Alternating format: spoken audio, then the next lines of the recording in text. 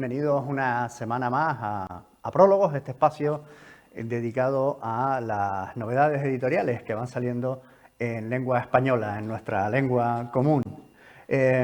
Hoy tenemos con nosotros un invitado de verdadero lujo, Josu de Miguel, profesor titular de Derecho de la Universidad de Cantabria, que vamos a prologar o comentar con él un libro que yo creo que es tremendamente interesante sobre un concepto absolutamente fundamental.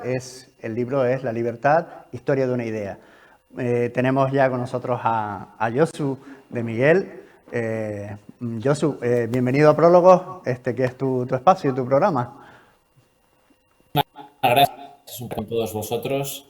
Muy agradecido por tu invitación, por el interés en el libro. No, es un libro magistral, fascinante, yo te lo digo de entrada, y que quede claro para nuestra audiencia. Libertad, historia, una historia de la idea. Josu, defínenos un poco cómo podemos entender la libertad, porque no es algo absoluto, ¿no? Muchas veces se dice la libertad, pero claro, todo eso hay que matizarlo bastante, ¿no? Sí, bueno, el libro se abre con una cita de Jan Kelevich, el filósofo francés, que bueno, viene a decir que la libertad está profundamente imbricada en la necesidad, ¿no? En los otros, en la sociedad. Y por lo tanto, la idea de una libertad ilimitada, por así decirlo, sin frenos, una libertad no social, pues resulta prácticamente imposible. Yo creo que en el libro lo que aparecen son distintas formas de libertad, distintos niveles.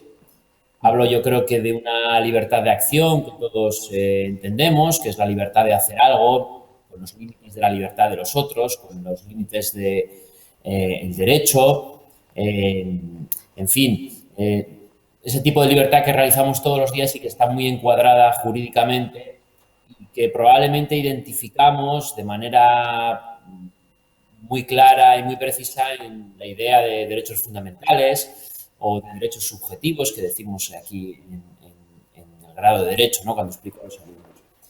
Yo creo que después aparece como un nivel distinto de libertad, que es la libertad política, de la cual hablamos poquito habitualmente. Probablemente la expresión más clara de la libertad política sea la ley, pero en el libro también aparece la idea de poder constituyente, el paso de un poder constituyente que todo lo puede hacer para cambiar el sistema político a un poder constituyente evolutivo, la idea de que el tiempo y el espacio también determinan esa voluntad y esa libertad política de la comunidad para darse la ley. Aparece también un concepto de libertad que yo llamo un poco de bajo vuelo, haciendo un poco alusión a la literatura de Houellebecq, ¿no? En el sentido de que hay un tipo de libertad de las costumbres, un tipo de libertad de los mores, que dirían los romanos, de consumir, del ir y venir, de lo que hacemos diariamente, que probablemente no está protegida por los derechos y por el sistema constitucional, pero que pertenecen a la idiosincrasia de la propia sociedad y de los propios ciudadanos, ¿no? Que la han ido adquiriendo durante, diría yo, muchas décadas. Incluso aparecen algunos modelos nuevos de libertad que yo llamo la tercera libertad, que es una libertad identitaria. En definitiva, yo creo que mi libro no va en la línea clásica de quizá los liberales más economistas, ¿no? Que identifican la libertad con el mercado, con la producción, con el comprar, con el vender, con comerciar, que está bien, es una dimensión de la libertad, pero por supuesto no es la única, desde luego. No es la única. No, de hecho, sí, y aquí, Josu, yo creo que tú empiezas, digamos, con una idea de libertad que podríamos considerar como occidental, ¿no? Es decir, cómo va desarrollándose desde Grecia, ¿no? De la poligriega, la democracia ateniense, lo que era el concepto ya del ciudadano, pero que hay todo un recorrido histórico hasta llegar precisamente a ese concepto ya de ciudadano, ¿no? Que es el que de alguna manera marca digamos, nuestro concepto, vamos a decirlo así, occidental de la libertad actual, ¿no? Hay todo un recorrido histórico que además tú lo describes perfectamente, ¿no? Sí, y claro, el libro es muy pequeño. El lector debe de saber que es un libro, un breviario y que se lee prácticamente en un par de horas, en una tarde. Intento hacer un recorrido histórico comparando un poco la libertad de los antiguos con la libertad de los modernos. Y efectivamente, como dices, en todo este recorrido creo que es importante subrayar la importancia del concepto de ciudadanía, la idea de que el concepto de ciudadanía, la noción de ciudadanía implica patriotismo y libertad también ciudadana, del que vive en la ciudad. Y claro, como empiezo el libro con la antigua Grecia y termino hablando un poco de los deberes como nuevo fundamento de la libertad con responsabilidad, pues trato de hacer un hilo histórico que, bueno, es una pretensión que se consigue a medias, yo creo que porque para hacer un trabajo así pues uno necesitaría más páginas y una inteligencia quizás superior, ¿no? Pero sí que es verdad claro, ya los griegos conocían perfectamente la idea de libertad, tenían una definición, Eleuteros, quizá era un concepto de libertad negativa frente a las invasiones de terceros, también conocían la isegoría, conocían la parresía, que era la libertad de usar la palabra en el ágora, en la plaza Claro. pública. En Roma ya existía una libertas, desde luego, que era más una libertad institucional, pero ya en el digesto se identifica una libertad de acción tradicional, lo que a Isaiah Berlin llamaría una libertad negativa. Y luego quizá doy algunas pinceladas medievales, no demasiadas, ¿no? Porque es verdad que aquí hablo un poco de la experiencia inglesa, que es la más importante, en el sentido de que los ingleses, a partir de una libertad antigua, construyen una libertad más o menos moderna. ¿Qué es lo que más me interesa a mí? Un poco partir de la famosa conferencia de Benjamin Constant en el Eso. Ateneo de París de 1821 y ir hacia una libertad moderna que es la libertad de comerciar, la libertad del goce privado, la libertad del consumo, en definitiva, y que es algo diferente a la libertad de los antiguos, porque ya sabéis que una gran parte de la sociedad, desde el mundo antiguo hasta prácticamente la modernidad, estaba sometida por la esclavitud, por la servidumbre y por otras cuestiones de subordinación, incluso jurídicas,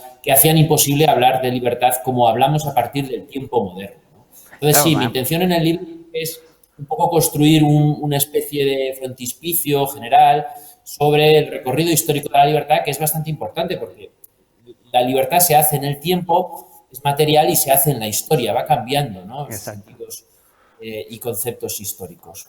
Sí, sí, además yo soy efectivamente va aparejada también con el concepto de igualdad, ¿no? Porque, por ejemplo, se hablaba antiguamente lo que era en el mundo feudal de los privilegios, ¿no? Es decir, ley privada, privilegium, ¿no? Es decir, la ley como no había una igualdad jurídica, ¿no? Y ese proceso se da también con el nacimiento precisamente del Estado moderno, que de alguna manera iguala ya a todos los ciudadanos, supera, ¿no?, esas divisiones feudales donde el señor pues era un señorío también jurisdiccional, no solo tenía el señorío económico, pero también jurisdiccional, ¿no? Esa superación, esa construcción del Estado es fundamental, es decir, sin la idea de igualdad que también se va construyendo, pues tampoco podríamos hablar de libertad, ¿no? Sí, una de las justificaciones del libro es que yo creo que hay muchos libros sobre la igualdad social, sobre la igualdad de género, sobre la igualdad entre sexos, sobre la igualdad material, sobre las desigualdades económicas. Proliferan muchísimo estos estudios y me parece bien. Yo normalmente a los alumnos les digo que la construcción del Estado constitucional y democrático tiene dos cimientos fundamentales. Por un lado, la igualdad, que hace referencia a la participación democrática Claro. y a la igualdad de derechos e igualdad de libertad de todos los ciudadanos, y por supuesto la propia libertad, ¿no? El canon democrático y el canon liberal. Y claro, yo cuando hice el libro y lo terminé, allá por el mes de diciembre, como verás, hay, me parece que 14 o 15 entradas, pues me había quedado con 13 entradas, 13 artículos cortos. Como yo soy un poco supersticioso, entendí que había que añadir un 14, ¿no? Y esa fue la entrada de La libertad y la igualdad, que es un clásico y que efectivamente yo creo que, sobre todo, el Estado constitucional surge para articular ambos conceptos, para hacerlos complementarios, para no hacer un juego de suma cero entre ellos y, sin lugar a dudas, pues durante las últimas décadas se ha hecho mucho hincapié en la libertad económica, como decía con anterioridad, y quizá poco en la libertad política y en el sentido moderno de la libertad de, bueno, pues muy vinculado, como he dicho antes, a la idea de ciudadanía. no tenemos a alguien que, como Thomas Piketty, explique la libertad para los ciudadanos de una manera tan brillante, que llegue a las masas de una manera tan clara y contundente, ¿no? Entonces, claro, libertad e igualdad son dos elementos que están en tensión, pero que tienen que, de alguna manera, articularse, lo hacemos en el Estado constitucional, en el contexto de una serie de reglas y, sobre todo, como bien sabrás, en el contexto de una tensión evidente que se produce en el marco del derecho de propiedad, ¿no? Que es Claro, lo claro. que Sí, sí. seguramente más nos preocupa en el marco de la tensión entre igualdad y libertad. Sí, sí, ahora hablaremos además de la relación, ¿no?, entre libertad y propiedad, que yo creo que es una pregunta también interesante. Pero hablábamos también de lo que íbamos comentando, ¿no?, de la construcción del Estado, y luego surge también un problema, es decir, cuando se consigue, digamos, la consolidación del Estado, que de alguna manera es el garante de nuestra libertad y de nuestra igualdad, pero también y eso tenía mucho miedo, pues, sobre todo los ingleses, ¿no? La filosofía inglesa siempre ha tratado de ponerle límites, ¿no?, también después a la acción del propio Estado, que era garante por un lado, pero que, ojo, que también se puede extralimitar, ¿no? ¿Cómo se puede compensar esa tensión que hay entre nuestras libertades y luego que la relación de nuestra propia libertad con las injerencias del poder, del Estado, ¿no?, ya modernamente configurado, ¿no? Sí, claro, esto es una cuestión fundamental a la que se enfrentaron los ingleses en el siglo XVII y a la que se enfrentaron europeos y norteamericanos en el siglo XVIII. Y la libertad moderna es la libertad, he dicho antes, del goce privado, y es la libertad que se produce en la sociedad, básicamente. Es una libertad burguesa, es una libertad de comerciar, es una libertad de intercambios y de hacer uso del derecho de propiedad. Y bueno, en este contexto queda claro que el Estado, que como decían los constituyentes norteamericanos, me parece que decía Madison, Hamilton, si fuéramos ángeles no necesitaríamos poder y no Exactamente. necesitaríamos gobierno, pero como necesitamos un gobierno para convivir y resolver los problemas de manera común, pues necesitamos un Estado.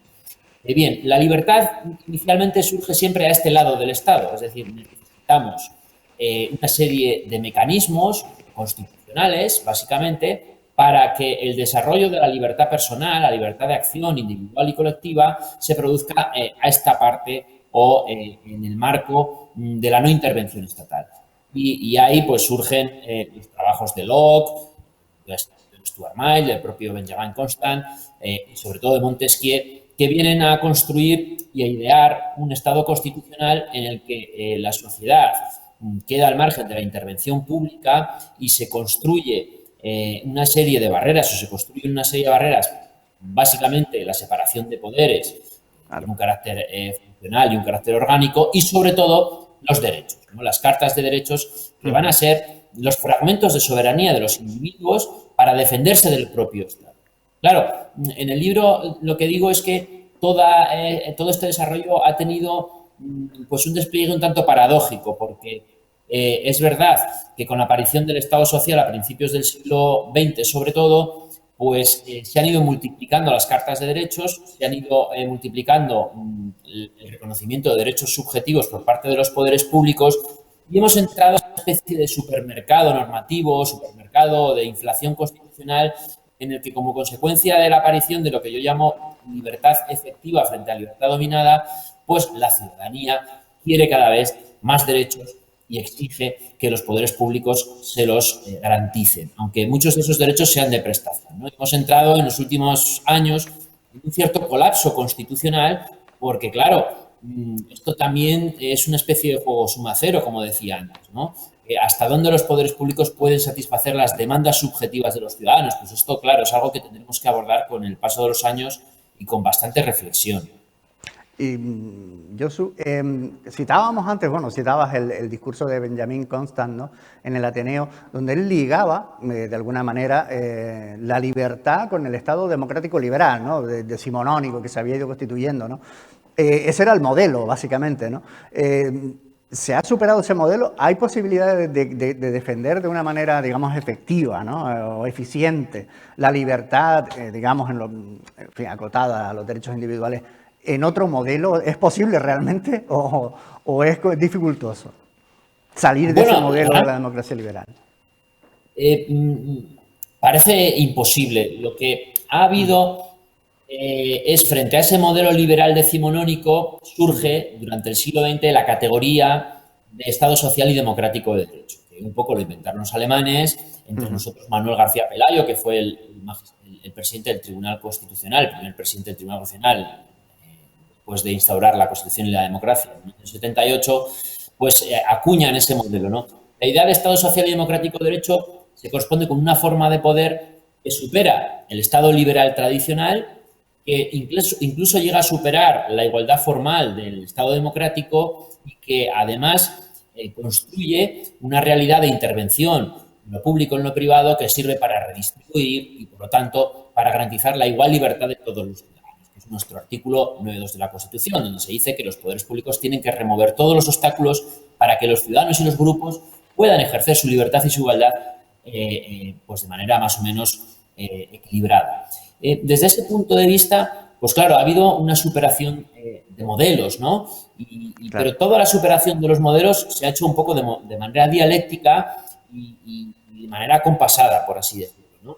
Cada nueva exigencia de la propia sociedad implicaba pues la renovación de las formas de Estado, evidentemente. Y en este contexto, pues claro, la libertad ha ido sufriendo profundas transformaciones. Durante el siglo XIX, la libertad de la que hablaba Benjamin Constant probablemente era la libertad de los burgueses. Claro, el sufragio censitario.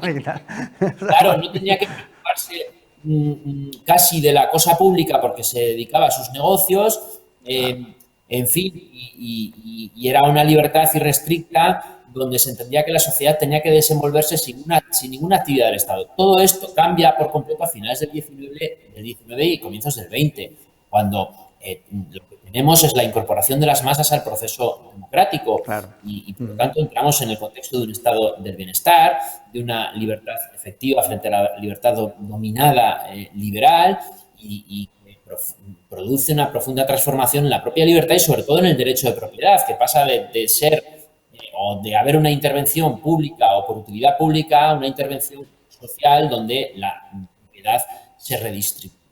Esto ya es el signo clarísimo de que estamos en el siglo XX ante un modelo distinto de libertad, ¿no?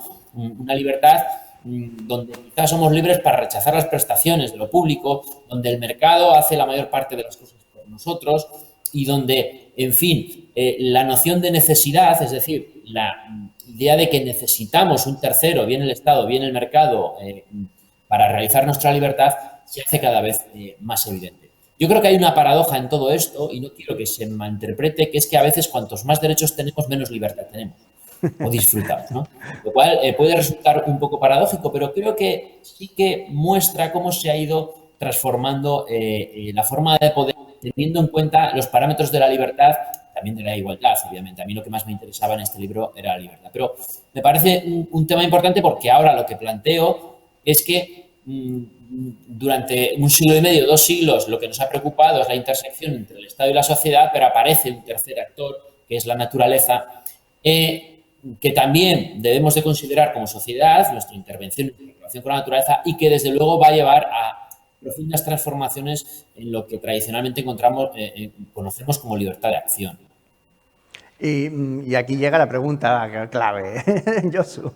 ¿Es posible la libertad sin la propiedad? Porque claro, este es un límite, ¿no? Claro, yo creo que es un límite claro, ¿no? O sea, la contradicción o la relación que puede haber entre propiedad y libertad. ¿Es posible ser libre sin tener propiedad? Porque esto es una pregunta que aparentemente podría decirse sí, pero yo veo que tiene una complejidad mayor, ¿no? Tiene una gran complejidad. Ten en cuenta que la noción de libertad que tenemos tiene o se vincula muy profundamente a la teoría sobre la propiedad en el derecho romano. El dominio que se tenía sobre la propiedad era un dominio casi absoluto. Eso se traslada bastante en la Edad Media cuando se recupera el derecho romano a través del derecho eclesiástico y el derecho de la Iglesia, ¿no? Y a partir de ahí se va construyendo una idea de libertad muy vinculada a la libre disposición de la propia propiedad. Claro, resulta muy difícil. En el libro cito, ¿no? Pues Pipes, por ejemplo, el autor que tiene un trabajo sobre la Revolución Rusa muy importante, viene a decir que aquellas sociedades donde no se ha garantizado correctamente la propiedad no pueden ser sociedades libres. Y hace en el libro una comparación entre lo que ha pasado con la sociedad en Rusia, ¿no? Durante todo el siglo XIX y mucho menos antes, la propiedad no tenía ninguna garantía y, por tanto, existía todavía un sistema de servidumbre. Prácticamente pasan al siglo XX sin solución de continuidad y llega la Unión Soviética y abole también la libertad, y esa sería la más clara muestra de que en Rusia no puede existir un modelo de libertad en tanto en cuanto no ha habido un sistema de garantía de la propiedad, más o menos equitativa, más o menos equilibrada. Y frente a ello estudia un poco el paradigma del modelo británico, ¿no? Que desde el siglo XV-XVI se afana por defender la propiedad, por garantizar la propiedad a través de distintos mecanismos jurídicos, particularmente lo referido a lo impositivo. Ya sabemos que el parlamentarismo y la libertad política surge en Inglaterra porque aquellos que pagaban impuestos querían decidir sobre los impuestos en el Parlamento, y esta es la gran tensión entre el monarca y la nobleza y también las nuevas clases mercantiles y las nuevas clases económicas. Y por lo tanto, claro, hay una relación bastante evidente, dicen algunos autores, entre libertad y propiedad. Evidentemente, desde el siglo XIX hasta nuestros días, la intervención en la propiedad, que se considera una institución y que por lo tanto jurídica y que por lo tanto transformable y modificable, ha sido potentísima. Y ante la idea o la pretensión de que podemos hacer un uso irrestricto de la propiedad, de la libertad de propiedad, sin mayores límites, pues el día a día nos muestra que la intervención del Estado en nuestras propias economías y en nuestra propiedad pues es profunda, es intensa, y muestra también a la vez una profunda transformación de la idea de libertad, porque no podemos disponer de nuestro propio salario libremente, porque no podemos disponer de nuestros bienes libremente. Tenemos un sistema impositivo que sirve para redistribuir y cumplir con la función social del Estado. Claro, desde ese punto de vista, yo creo que obviamente la desaparición de la propiedad tendría implicaciones fortísimas con respecto a la libertad, y eso sin ser un experto ni un antropólogo, vamos, que Sí, podría decir vamos. que en todo ser humano, que ya ha habido estudios que señalan que todos tenemos una tendencia a proteger lo nuestro, ¿no? La propia propiedad. Pero me sería muy difícil entender un modelo de libertad más o menos reconocible, por así decirlo, en un sistema que no reconociera el derecho de propiedad, desde luego. Sería complicado. Es complicado, ¿no? Porque parece de alguna manera como que la propia propiedad, valga la redundancia, como que forma prácticamente unos límites. De hecho, tú hablabas después, y después hablaremos de la capacidad de intromisión del Estado ahora con las nuevas tecnologías, ¿no? Es decir, de alguna manera como que nuestra propiedad, nuestra casa nos protege también de la acción, ¿no? De invasión que puede tener el Estado o otros individuos también, ¿no? O sea que es complejo, ¿no? Entender, sería difícil, ¿verdad? Entender la libertad sin la propiedad, es complicado, ¿no? Y luego, Josu, también otra cuestión compleja, ¿no? Es decir, aparte de esa tensión, ¿no? Entre libertad y propiedad, hay otra, es decir, los límites, ¿dónde están también y cómo se pueden entender los límites de la voluntad popular? El debate ese famoso de la izquierda rusoniana y la derecha rusoniana, es decir, por ejemplo, que se formuló eso en el derecho a decidir, ¿no? Del procés de los que formulaban los catalanes, que tú precisamente además lo tocaste, creo, con mucho acierto en el libro de Kelsen versus Smith, ¿no? Kelsen contra Smith, ¿no? ¿Cómo se puede también modular esa tensión entre dónde están los límites, ¿no? de la voluntad popular? Ese es también otro debate de fondo, ¿no?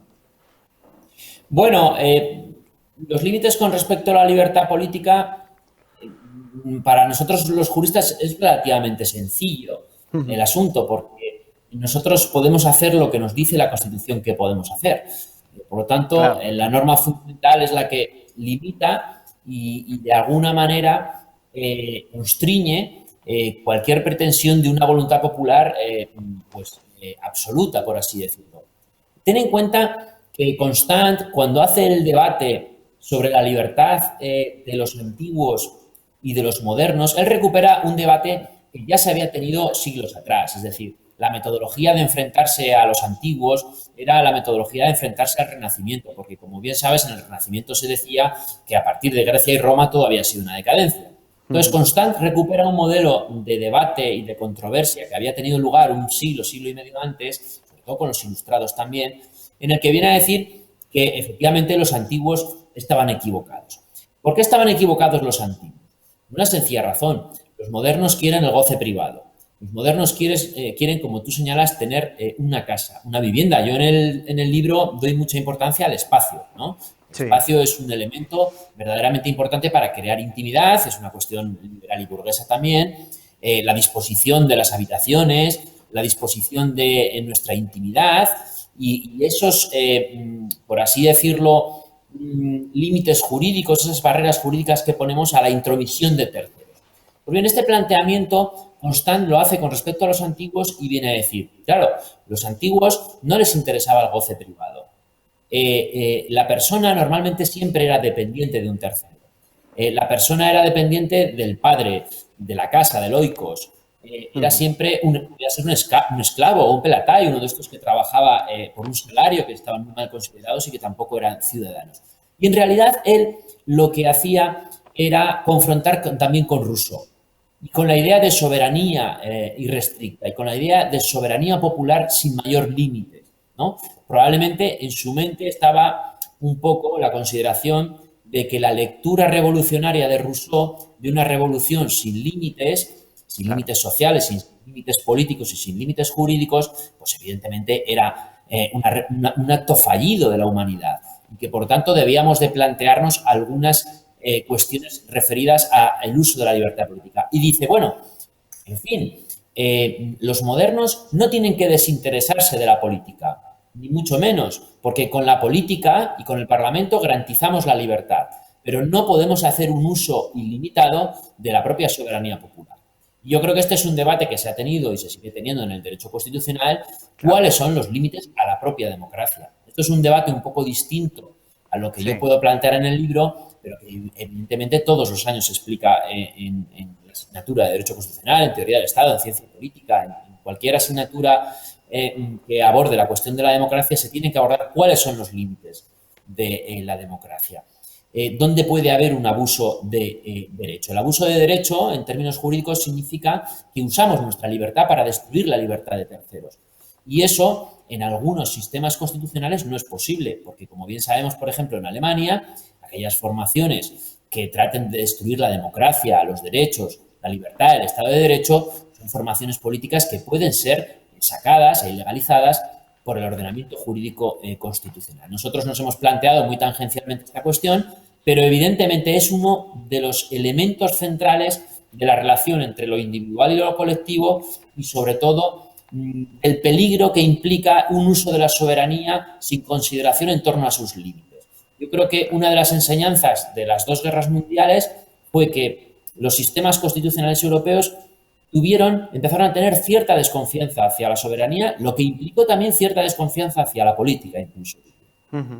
Claro.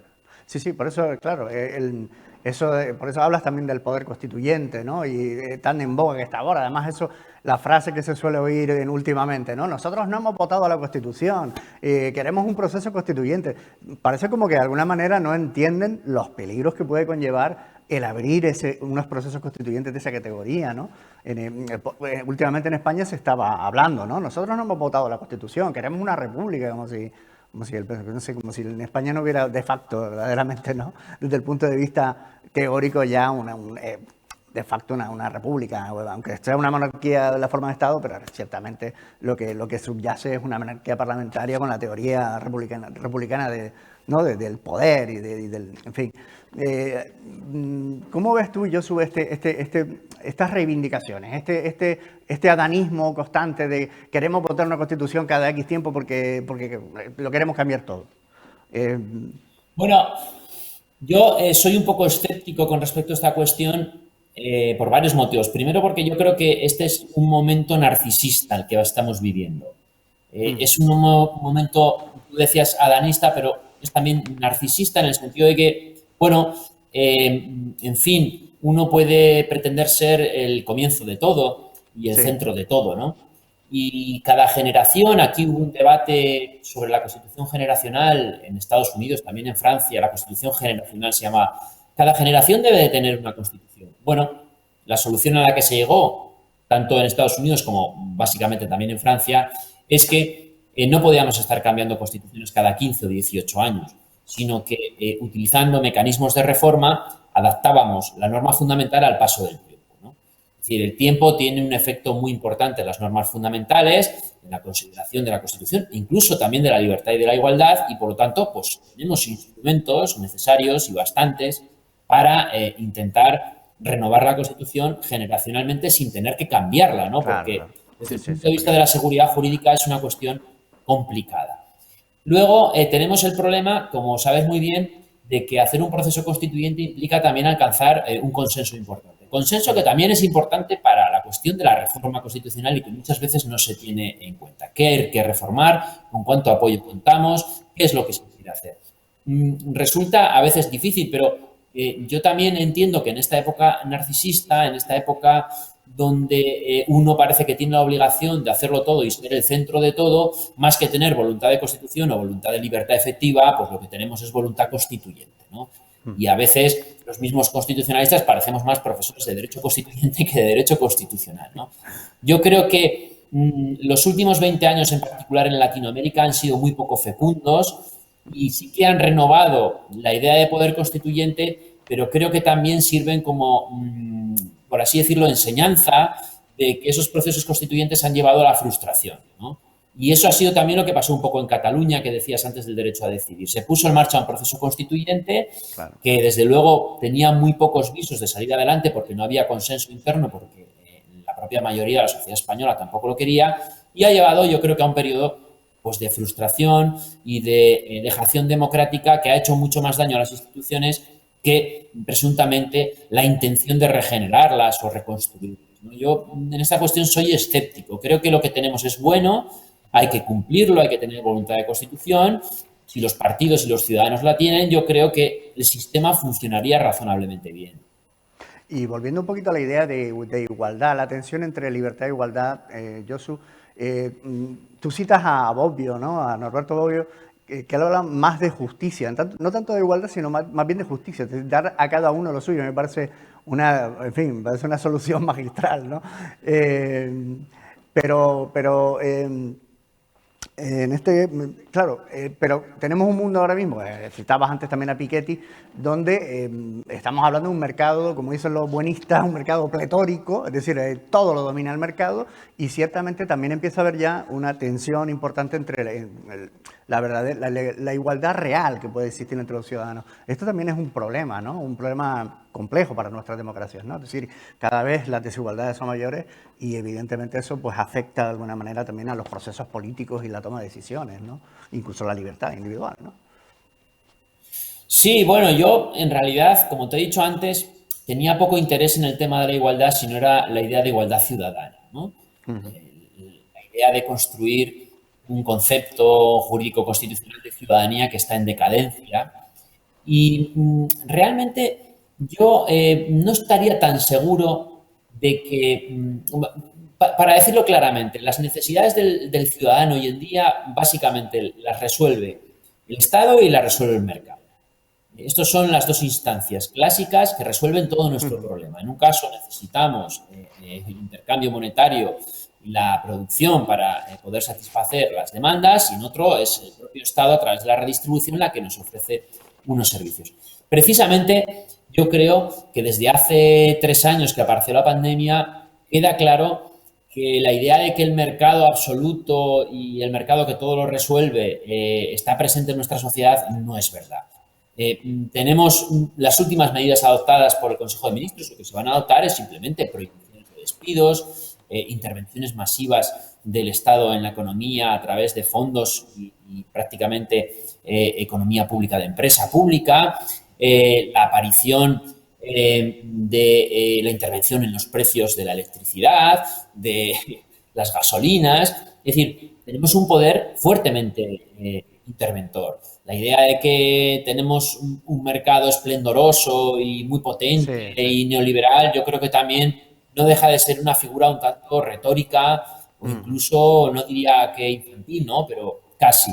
Y por otro lado tenemos, es verdad, el mercado que nos ofrece todos los parámetros necesarios para ejercer nuestra libertad efectiva. Bueno, claro, esto puede producir desigualdad y esto nos preocupa muchísimo. Yo, claro, no soy un experto en desigualdad y lo único que puedo decir es que en épocas de escasez como las que estamos sufriendo, las desigualdades se agravan y, por lo tanto, los conflictos sociales, la inflación es un elemento bastante prototípico de lo que son crisis no solamente sociales, sino democrático-constitucionales, pues, claro, son muy peligrosas, ¿no? Y evidentemente en estos contextos no solamente sufre la igualdad, sino que también termina sufriendo un poco la libertad. Yo en el libro lo he enfocado un poco más hacia el problema de los riesgos sistémicos, ¿no? La idea de catástrofes climáticas, la idea de catástrofes pandémicas, que suponen, sin lugar a dudas, una reducción de la libertad en tanto en cuanto el Estado tiene que intervenir para resolver problemas que no se podrían resolver de otra manera, que es lo que ha ocurrido desde que hemos tenido la pandemia.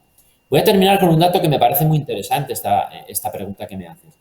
En la última encuesta del Centro de Investigaciones Sociológicas, creo que era, o quizá era un informe del BBVA, ahora no recuerdo, le preguntaba a los españoles quién creía que tenía que resolver problemas sociales individuales. Pues bien, de todo el espectro ideológico, desde la izquierda a la derecha, en extremos, una media de un 78% de ciudadanos creía que era el Estado quien debía de resolver sus necesidades, lo cual también me parece que es una definición o una imagen muy clara también de dónde anda la ciudadanía española, ¿no? Con respecto a la propia idea de libertad dominada por uno mismo.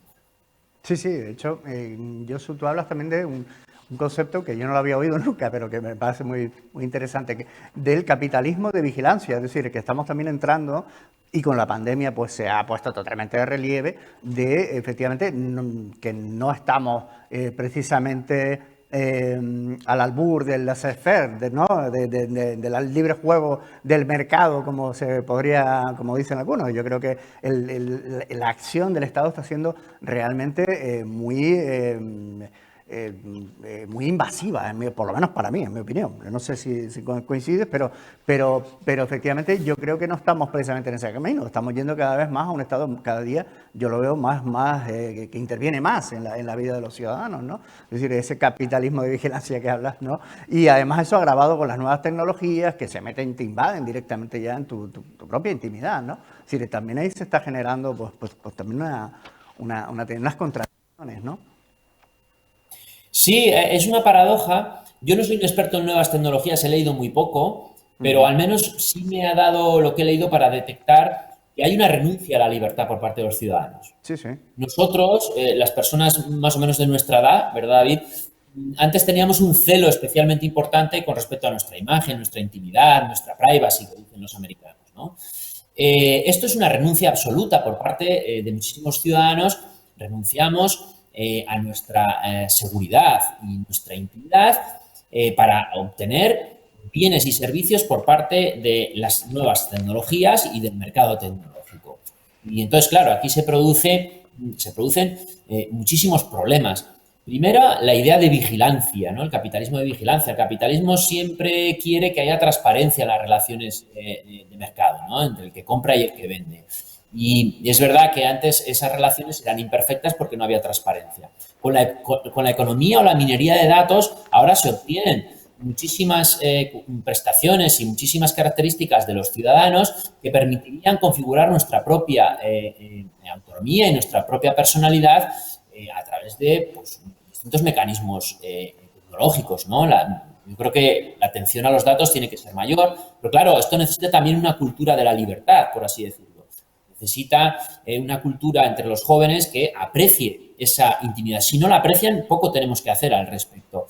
Y luego, con respecto a la libertad política, sí que hay un debate generado muy importante, tampoco soy un experto, con respecto a las cuestiones relacionadas a la integración de algoritmos, por ejemplo, en la teoría de la decisión democrática. Cómo el algoritmo puede resolver situaciones administrativas, cómo puede resolver cuestiones en la educación, en la seguridad, en la redistribución, en la relación entre ciudadanos y administración y poder público, incluso otras cuestiones relacionadas pues, con bueno, la propia elaboración de la ley, ¿no? Cómo podemos hacer uso de esas nuevas tecnologías. Y fuera del marco tecnológico, pues por ejemplo, la incidencia del principio precautorio en la libertad política. La idea de que tenemos unos escenarios de futuro que no nos permiten decidir libremente en política ni a través de la ley. Ya teníamos límites constitucionales. Pues bien, ahora los límites que tenemos pues son climáticos, son límites referidos a la propia escasez, a la imposibilidad de, bueno, desplegar un desarrollismo keynesiano casi que se hace imposible, ¿no? No podemos consumir hoy tanta deuda como para dejar a las generaciones futuras pues, un peso tan grande en términos financieros. Todos estos debates sobre nuevas tecnologías, sobre la incidencia del riesgo en la libertad, yo los he querido poner un poco en el libro, pero de manera muy simplificada. Sí, sí, muy No sucinta, tenía claro. espacio Sí, sí. ni tiempo para abordarlo. No, aparte que se va del tema, ¿no? Pero centrándonos ya un poco después de este repaso, digamos, histórico, ¿no? De cómo se ha ido conformando las sociedades occidentales y la idea de libertad en ellas, ¿no? Yo no sé si lo notas tú, Josu, pero yo particularmente lo noto. Hay una corriente, ¿no? Que empieza a generarse cada vez más fuerte, que cuestiona precisamente la democracia, ¿no? La democracia tal y como las democracias liberales, por decirlo de alguna manera, ¿no? Como ineficientes, como que son ineficaces, ¿no? Que parece que de alguna manera, tú hablabas del desarrollismo, pues, no, porque claro, una sociedad más, digamos, autocrática, se podría ser China, ¿no? Pues oye, pueden desarrollarse mejor porque pueden planear a largo plazo, pueden hacer planes de futuro quinquenales como la Unión Soviética y sin embargo parece como que las democracias occidentales de alguna manera la gente percibe que eso no se puede hacer, ¿no? Yo no sé si tú percibes que hay un cierto desafecto, ¿no? Con nuestro sistema político actual. Yo particularmente sí lo percibo. Sí, bueno, aquí tenemos varios fenómenos y varios problemas. Primero, la propia incapacidad de la democracia para resolver los problemas, ¿no? Claro. La incapacidad de la democracia para integrar nuevas formas de participación que permitan, pues, esas demandas encauzarlas. Problemas con el modelo y el sistema representativo, las carencias del sistema electoral. Podríamos pasarnos aquí la tarde diciendo Sí. los problemas clásicos que tienen los sistemas de democracia representativa constitucional.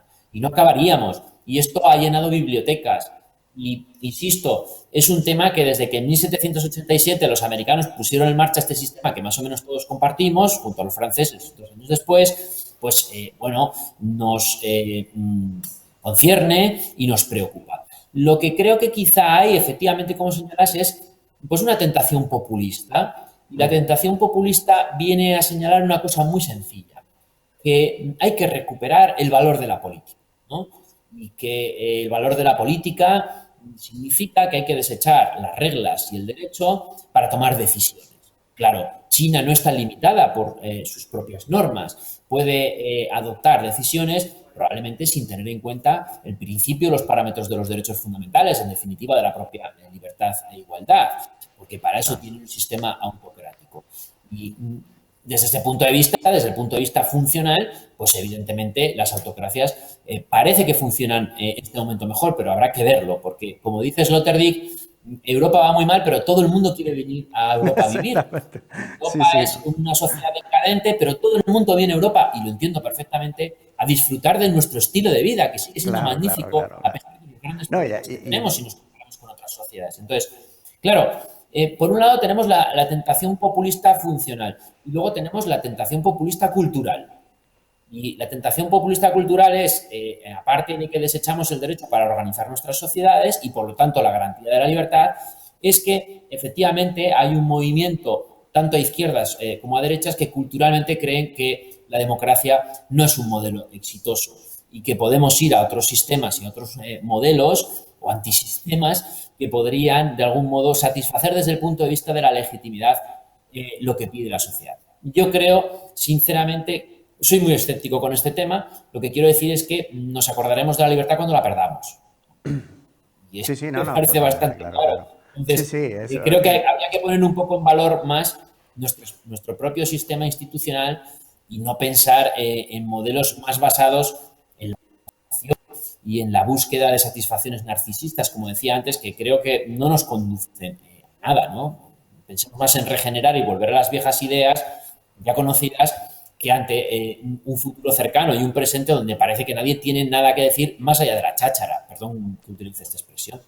Sí, ¿no? Y además hablabas, yo creo que eso es muy, muy importante, ¿no? Es decir, todo el mundo de alguna manera denosta el sistema occidental, las democracias occidentales, pero efectivamente todo el mundo quiere vivir aquí, o en Europa o en Estados Unidos.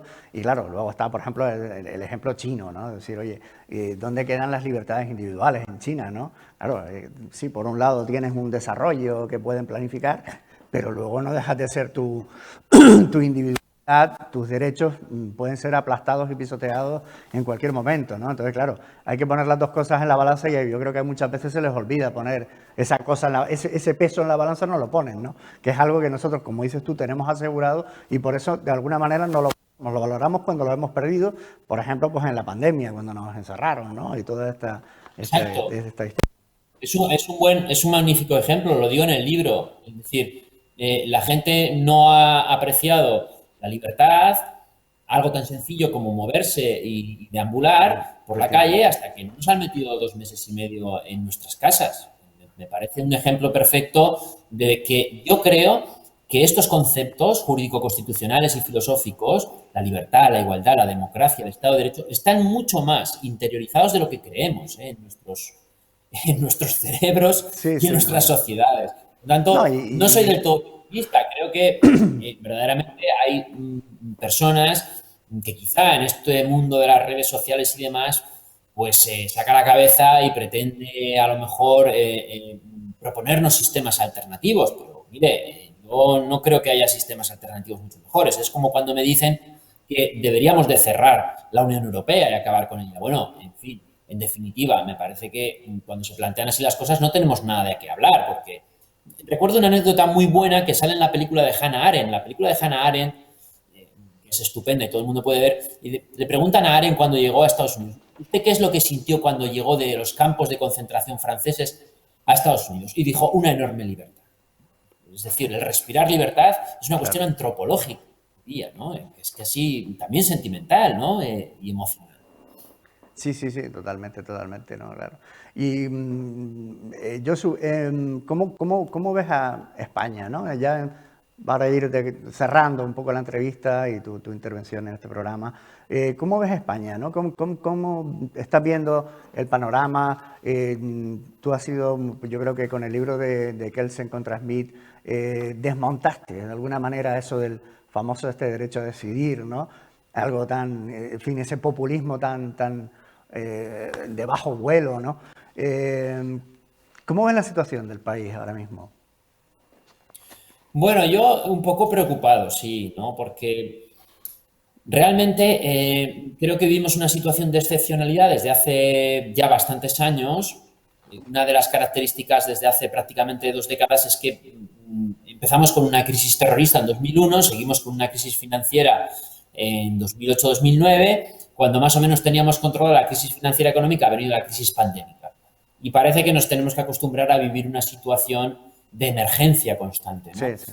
A mí me preocupa fundamentalmente la falta de consenso entre las fuerzas políticas, que me parece en este momento especialmente importante para trasladarle a la ciudadanía pues que hay una cierta cordialidad y que hay un cierto, insisto, consenso en la toma de decisiones y que por lo tanto, pues como país podemos generar alguna idea interesante y tomar decisiones acertadas.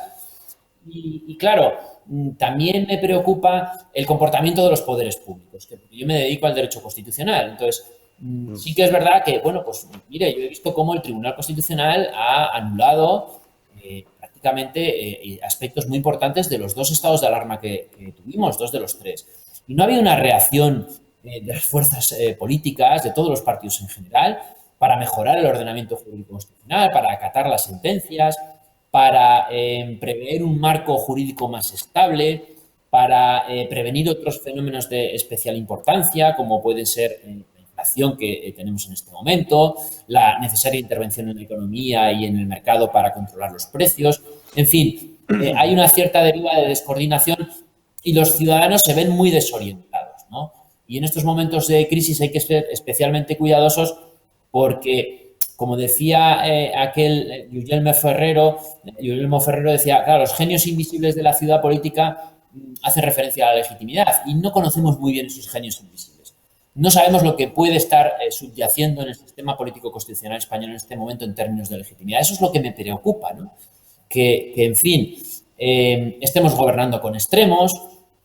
En definitiva, las preocupaciones que alcanzan yo creo que a la mayor parte de los españoles y a todas las personas pues, que tienen una cierta preocupación por la deriva y la estabilidad del país, ¿no? Supongo que habrá gente que piense que cuanto peor, mucho mejor, pero vamos, no es mi caso. Esta situación. No, claro, claro, efectivamente. Sí, no. Sí, yo creo que debemos de ceñirnos a, yo creo mi opinión, antes hablabas, ¿no? De, de la idea en fin, de la idea de progreso al final, ¿no? Que yo creo que se ha perdido, de alguna manera hemos perdido la fe en el progreso, ¿no?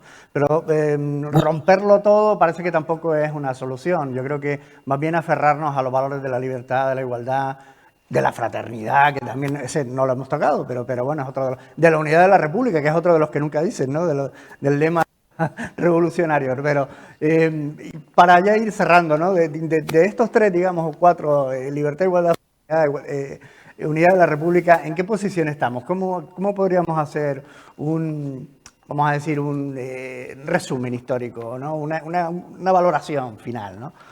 ¿En qué punto Bueno, estamos? yo creo que estamos en un punto en el que deberíamos de retornar a esos conceptos originales Sí, para volver a pensarlos. claro, O claro. sea, mi sensación es que nadie dice nada nuevo con respecto a estos conceptos constitucionales cruciales. Ojo, eso no quiere decir que yo haya dicho algo renovado, nuevo. Simplemente lo que, por ejemplo, con el libro he pretendido hacer es que tenemos que volver a esos conceptos constitucionales compartidos, a esos conceptos políticos y filosóficos compartidos, Sí.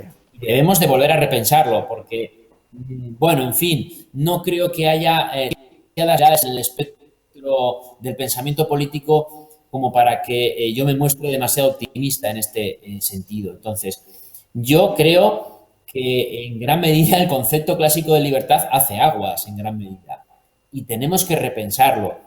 Y yo, por ejemplo, pues me agarro a un clavo ardiendo, volviendo a la noción de libertad con responsabilidad, volviendo Claro. a la idea de deberes ciudadanos, volviendo a la idea de un cierto patriotismo cívico que ya existía en antigua Grecia, que existía en las ciudades-estado italianas, en fin, tratar de recuperar, de una manera un tanto desesperada, algunos viejos conceptos que podrían renovar un poco la ciudad político-constitucional, ¿no? Yo creo que volver a los principios que decía Maquiavelo es siempre una buena solución.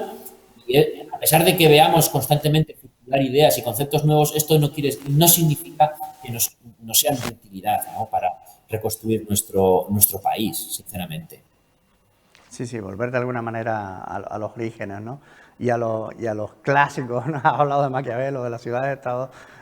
Curioso, porque precisamente uno de los programas anteriores hablamos de Moro, la contraposición entre Moro y Maquiavelo, ¿no? El realismo y la utopía, ¿no? Es decir, pero bueno, ahí en esa delgada línea es donde tenemos que ir, la línea del progreso, que al final parece como que la hemos perdido. Josu, márcanos deberes, porque al final tú terminas el libro, uno de los últimos capítulos es los deberes que tenemos que hacer. ¿Cuáles son los deberes para volver a recuperar la libertad? Tú como profesor de Derecho Constitucional, ¿cuáles son esos deberes? ¿Qué deberíamos hacer para ya cerrar el programa? Bueno, yo lo que vengo a decir es que los nuevos retos a los que se enfrenta la libertad, esta libertad condicional un poco que tenemos entre comillas, que es un poco la sociedad del riesgo pandémico, hemos visto, es una sociedad menguante, probablemente no tan desarrollista que decíamos antes, una sociedad de la escasez, y una sociedad que probablemente se enfrente al problema más grave que se haya enfrentado nunca, que es el cambio climático y la destrucción del medio ambiente, ¿no? Entonces, yo creo que en ese contexto debemos de pensar nuestra libertad como fenómeno de responsabilidad. Y tenemos que, por lo tanto, participar en el Estado a través de un nuevo patriotismo constitucional que no es este patriotismo constitucional del que hemos hablado durante estos últimos 20 años para enfrentarnos a los nacionalismos periféricos, sino la idea de que el ciudadano no solamente goza de una libertad protegida por el ordenamiento jurídico constitucional, sino que tenemos unas obligaciones. Ya en nuestro propio sistema constitucional se nos dicen y se expresan claramente. sistema fiscal, el propio medio ambiente definido como un deber, el servicio militar en su momento, la enseñanza y otras tantas cuestiones que necesitamos ejercer como deberes constitucionales pues para construir una sociedad, yo no sé si progresista, porque como señalas, pues hemos perdido la fe en el futuro y en el progreso momentáneamente, ¿no? Y yo creo, para terminar, que un poco la idea que siempre he tenido a la hora de escribir este libro es que tenemos que recuperar aquello que decía Adorno. Teodor Adorno, el filósofo alemán, decía, la libertad es la posibilidad de vivir sin miedo, ¿no? Yo creo que vivimos atenazados bastante por el miedo y bueno, pues miedo tiene que un poco reconducirse, debemos de dejar de tener temor, participar en la vida pública y ser conscientes de que no solamente tenemos derechos subjetivos de libertad, sino que tenemos obligaciones constitucionales de primer orden como ciudadanos. Vivir sin miedo, ese puede ser un poco el resumen final. Pues Josu, se acaba el tiempo, en televisión el tiempo es limitado, es oro, como decía el clásico de la tele en España. Y muchísimas gracias por tenerte en nuestro programa y hasta la próxima ocasión. Ya sabes, aquí tienes tu casa y tu espacio para cuando quieras publiques otro de tus libros, pues aquí está tu casa abierta para el diálogo. Pues ha sido un verdadero placer darte las gracias y esperar a que a los televidentes pues, les guste mi entrevista. Sí. Nada más y mucha suerte para el futuro. Muchas gracias, Josu. Bueno, pues ya vamos despidiendo nuestro programa de hoy.